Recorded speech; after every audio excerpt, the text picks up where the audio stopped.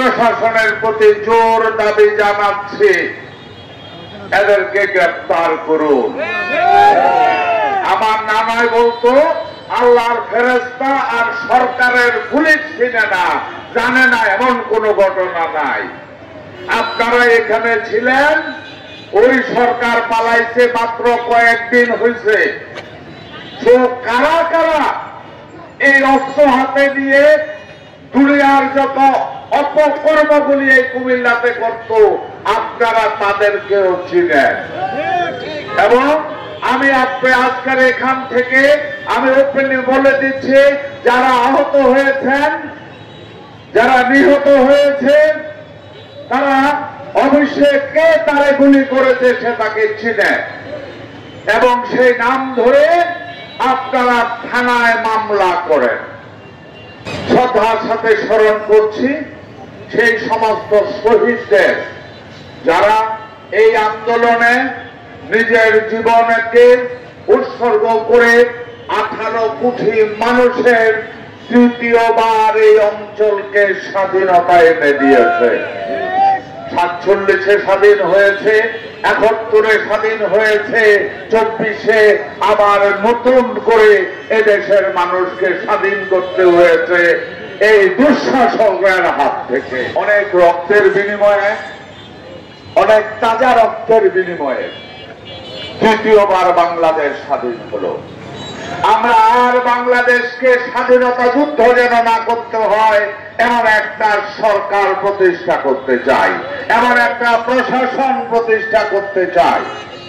প্রিয় ভাইয়েরা আমার, এখন আমাদের সবচেয়ে বড় পবিত্র দায়িত্ব এবং কর্তব্য নিজে অন্যায় না করা। যদি কেউ অন্যায় করতে থাকে তাকে অন্যায় থেকে দূরে রাখতে কাজ করা, চেষ্টা করা, যে আপনি কোনো অবস্থাতেই অন্যায় করতে পারবেন না, এবং আমি নিজে যেন, আমরা নিজেরা যেন কোনো অন্যায়ের সাথে জড়িত না হই। 2, এই অন্যায়কারীরা আইনকে নিজের হাতে তুলে নিয়েছিল বলে আমরা কি গত 17টা বছর স্বাধীনভাবে কেউ কথা বলতে পারছে? আমি বহু ইন্টারভিউতে দেখেছি, রিক্সা চালায়, ইন্টারভিউ নিয়েছে, তারে জিজ্ঞাসা করতে, ভাই আপনি কিছু বলেন, বলে ভাই বললে কি হবে, এখন বললে তো একটু পরে আমার এই ডিবিএ ধরে লয়ে যাব, অথবা সরকারি দলের লোকজন আমাকে পিটাইয়া মেরে ফেলবে। এই তো অবস্থা ছিল। আমরা কি আর এই বাংলাদেশ চাই? আমরা প্রতিটা নাগরিকের বাক স্বাধীনতা চাই, রাজনৈতিক স্বাধীনতা চাই, নাগরিক অধিকার চাই। আজ থেকে, এখন থেকে 22 বছর বয়স পর্যন্ত যাদের হয়েছে, আমি নিশ্চিত তারা ইউনিভার্সিটি লেখাপড়া করলেও ভোট কেমনে দিতে হয় তারা জানে না, কারণ তাদেরকে ভোট দিতে দেওয়া হয় নাই।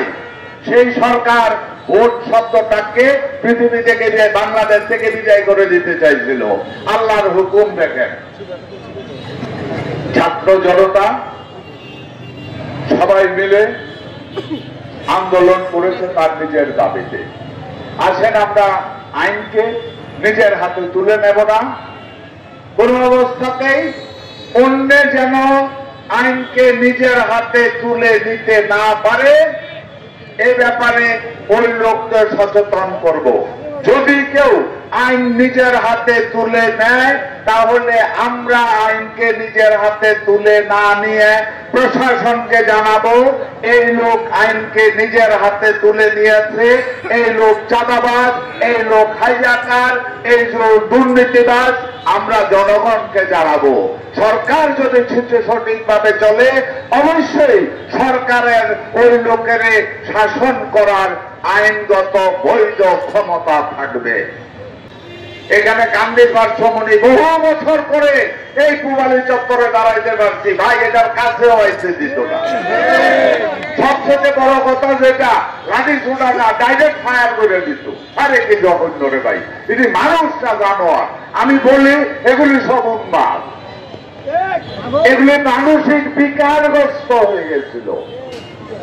তা না হলে একটা মানুষের চেহারা মিনিমাম মনুষ্যত্ববোধ যদি একটা লোকের ভিতরে থাকে, এরা এই ধরনের অন্যায় করতে পারে না, যা অতীতের এই সরকার, পলাতক সরকার যেই কাজটুকু করে গেছে।